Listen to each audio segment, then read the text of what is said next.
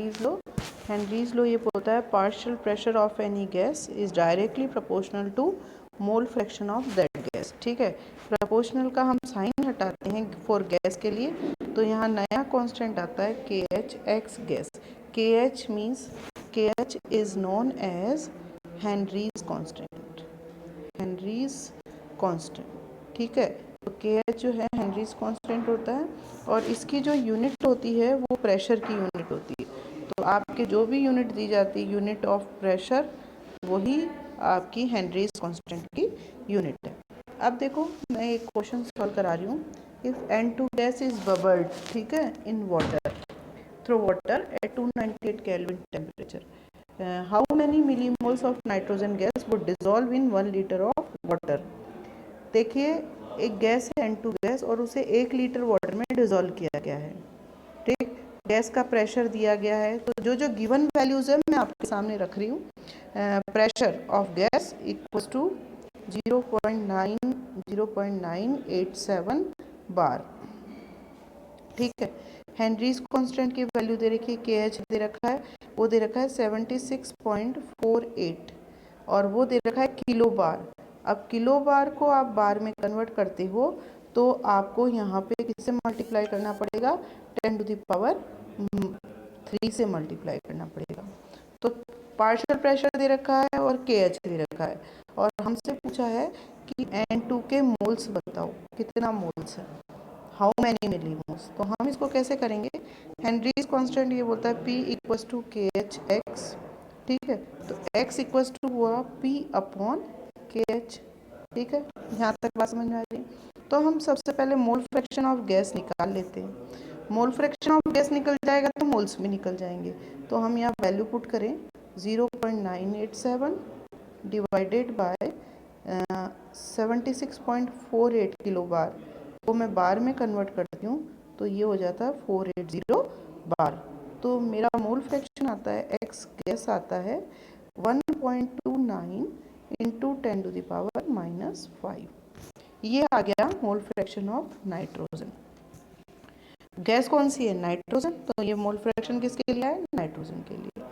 अब हम देखें XN2 निकालते हैं गैस, तो हम लिखते हैं NN2 upon NN2 plus N water.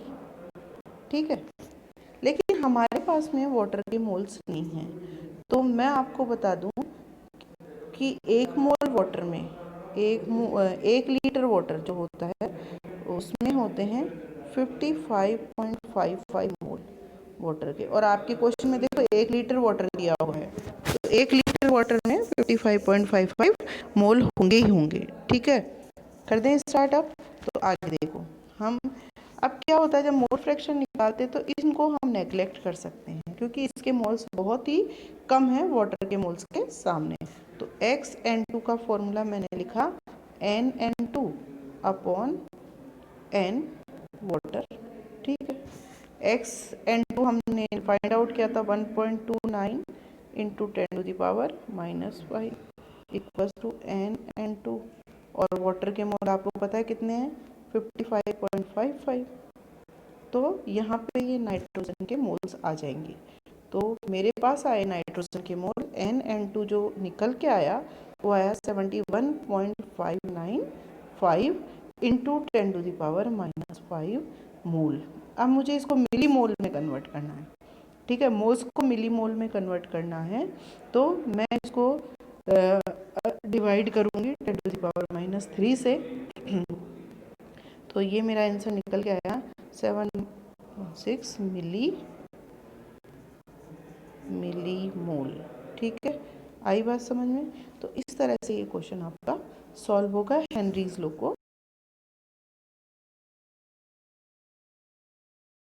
Henry's law दिया है ऑक्सीजन के लिए, तो के एच वैल्यू गिवन है 4.34 इंटू 10⁻⁴ ATM दे रखा है हेनरीज लॉ। ठीक है, और इसके अलावा ऑक्सीजन का प्रेशर भी दे रखा है, P ऑक्सीजन दे रखा है हमें 0.2 ATM।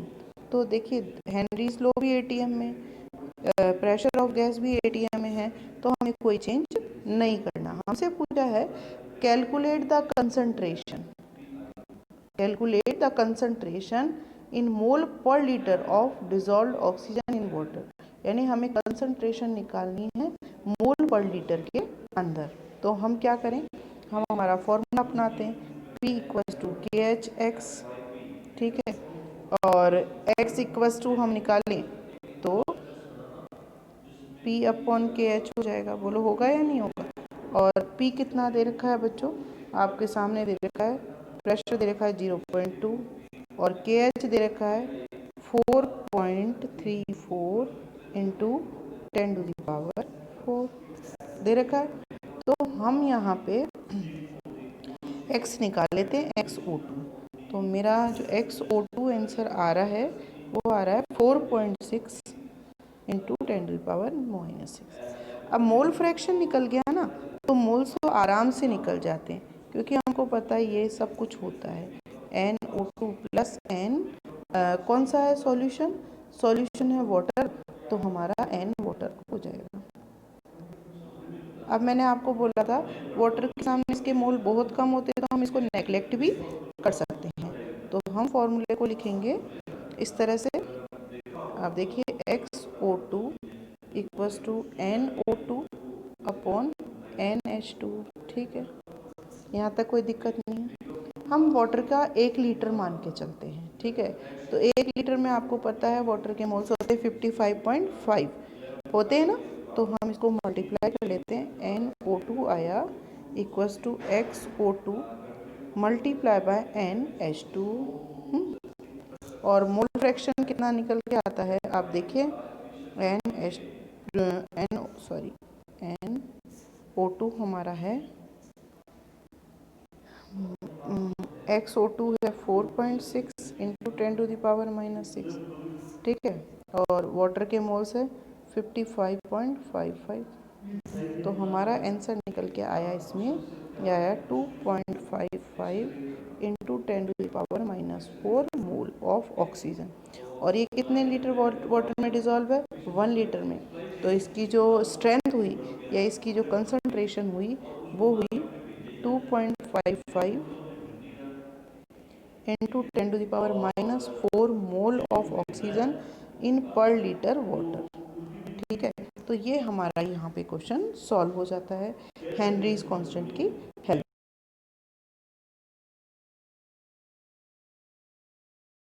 और relative lowering of vapour pressure का फॉर्मूला है P1 not minus P upon P1 not equals to W2 upon M2, यहाँ W1 और यहाँ M1। आपको मैंने कल भी बताया था कि यहाँ मैं 1 जो ले रही हूँ, 1 ले रही हूँ किसके लिए, सॉल्वेंट के लिए, ठीक है, और 2 जो मैं यहाँ ले रही हूँ वो ले रही हूँ मैं यहाँ पे सॉल्यूट के लिए, ठीक है। तो ये 1 और 2 जो हैं वो सॉल्यूट और सॉल्वेंट के लिए। P1 नॉट जो दिया है pure vapour pressure of solvent, ठीक है, नॉट जो लगा होता है वो प्योर के लिए होता है। P vapour pressure of solution, W2 mass of solute, M2 molar mass of solute, W1 mass of solvent, M1 molar mass of solvent. तो हम वैल्यूज पुट करते हैं। हमें दे रखा है P1 नॉट, क्वेश्चन में कितना दे रखा है, 17.51 मिलीमीटर मरकरी दे रखा है, ठीक। और लोअरिंग ऑफ वेपर प्रेशर भी दे रखा है। लोअरिंग ऑफ वेपर प्रेशर का मतलब हुआ P1 नॉट माइनस P भी दे रखा है, और वो हमें दे रखा है 0.0614 मिलीमीटर मरकरी। यहाँ तक का काम हो गया हमारा। अब हमसे क्या पूछा है, relative lowering of vapour pressure, बताओ कि कितना वेपर प्रेशर लोअर हुआ है। तो देखो ये होता है relative lowering of vapour pressure का फॉर्मूला है P1 not minus P upon P1 not. इसकी वैल्यू गिवन है, इसकी वैल्यू गिवन है, तो हम relative lowering of vapour pressure आराम से निकाल सकते हैं। इसकी वैल्यू है 0.0614, और P1 नॉट जो दे रखा है वो दे रखा है 17.51। तो इसका आंसर जो निकल के आता है हमारे सामने वो आता है 0.00351। तो ये हमारा relative lowering of vapour pressure का फॉर्मूला हो जाता है। अब देखिए आगे सेकंड क्वेश्चन पूछा है कि वेपर प्रेशर ऑफ सॉल्यूशन बताइए। तो वेपर प्रेशर ऑफ सॉल्यूशन कैसे निकलेगा, P1 नॉट माइनस P, ठीक है, इज इक्वल्स टू दे रखा है 0.0614। P is the vapour pressure of solution, तो हम करेंगे P equals to P1 not minus 0.0614, और P1 नॉट भी दे रखा है हमको, कितना दे रखा है 17.15, 17.51 माइनस 0.0614, तो बताओ आ जाएगा ना हमारा answer vapour pressure of solution. अब पूछा है मोल फ्रैक्शन ऑफ वाटर, तो देखो ये हमें एक फॉर्मूला था, ठीक है, इस P1 not equals to X2 होता है 2 फॉर सॉल्यूट, सॉल्यूट के मोल फ्रैक्शन आते ही हम सॉल्वेंट का मोल फ्रैक्शन निकाल सकते हैं। वाटर हमारे लिए सॉल्वेंट है, ठीक है, तो हम जब इसको सॉल्व करते हैं तो P1 नॉट हुआ 17.51 माइनस 0.061, सॉरी माइनस, ये आया हमारा, इसका निकल के जो आंसर आया 17.4468 अपॉन P1 नॉट 17.51। इसको जब मैं सॉल्व करती हूँ तो ये आंसर निकल के आता है मेरा 0.00351, और this is value of X2, और X2 निकल गया तो X1 निकल जाएगा, X1 equals to 1 minus X2, तो 1 माइनस X2 की वैल्यू 0.00351, तो X2 हमारे पास आया है 0.099649। तो ये हमने तीनों क्वेश्चन सॉल्व किए। हमने पहला question relative lowering of vapour pressure देखा, second question vapour pressure of the solution देखा है, और थर्ड क्वेश्चन जो है हमारा मोल फ्रैक्शन ऑफ वाटर निकाल लिया है।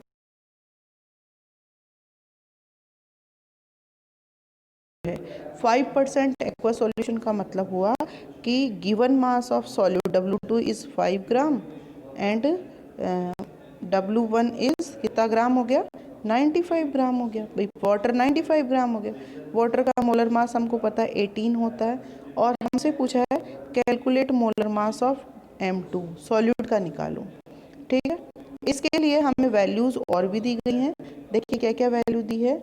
हमें दिया है aqueous calculate the molar mass, vapour pressure दिया हुआ है सॉल्यूशन का, तो P दे रखा है हमें 745 मिलीमीटर मरकरी, ठीक है, और प्योर वाटर का जो वेपर प्रेशर होता है प्योर वाटर का वो होता है 760 मिलीमीटर मरकरी, तो P1 नॉट जो है मैं बता देती हूँ 760 मिलीमीटर मरकरी होता है प्योर वाटर का, ठीक है। तो हम जब वैल्यू पुट करते हैं P1 not minus P upon P1 not equals to W2 upon M2, और ये होगा M1 मल्टीप्लाई बाय W1। तो देखो P1 नॉट है हमारे पास में, P1 नॉट है 760 माइनस सॉल्यूशन का वेपर प्रेशर जो निकल गया है 745 upon 760 equals to W2 5, M1 18, W1 95 और M2 हमको निकालना है, तो यानी हमको यही निकालना है, और मोलर मास ऑफ सॉल्यूट जो निकल के आएगा इसका जो आंसर हमारे पास आएगा M2 वो आएगा 48 ग्राम पर मोल, ठीक है। तो यहाँ पे सॉल्यूट का मोलर मास निकालना था, बाकी सारी वैल्यूज़ गिवन थी जो मैंने सॉल्व कर दिया है। देखो हमारी 4 कॉलिगेटिव प्रॉपर्टी है, मैं बता दूं। फर्स्ट कॉलिगेटिव प्रॉपर्टी है relative lowering of vapour pressure, उसका फॉर्मूला है ये आपके सामने, ठीक है, W2 अपॉन ये वाला, याद हो तो आपको। इसमें P1 नॉट सॉल्वेंट का वेपर प्रेशर है, प्योर सॉल्वेंट का, ठीक है, P सॉल्यूशन का vapour pressure, W2 given mass of solute, M2 molar mass of solute, W1 given mass of solvent और M1 molar mass of solvent.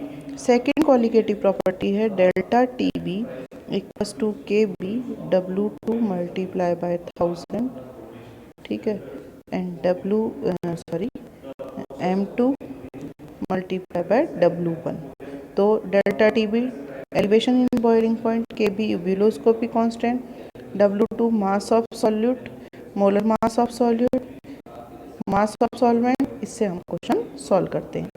Third colligative property delta TF equals to KF W2 upon M2 W1 multiply by 1000। Same वही value है यहाँ। Depression in freezing point, KF cryoscopic constant value, 2 for solute जो भी दिया है, 1 for solvent. और last colligative property है osmotic pressure pi equals to N2 upon इसको ऐसे कर रहे हैं VRT इन लीटर। ठीक है, इसको और ओपन करें तो हम यूँ लिख सकते हैं pi equals to given mass upon molar mass volume in litre multiply by RT। तो ये क्वेश्चन, ये चारों कोलिगेटिव प्रॉपर्टी से हम क्वेश्चन को सॉल्व करना सीखेंगे। ये चारों कोलिगेटिव प्रॉपर्टी में से किसी ना किसी का क्वेश्चन बोर्ड में जरूर आता है।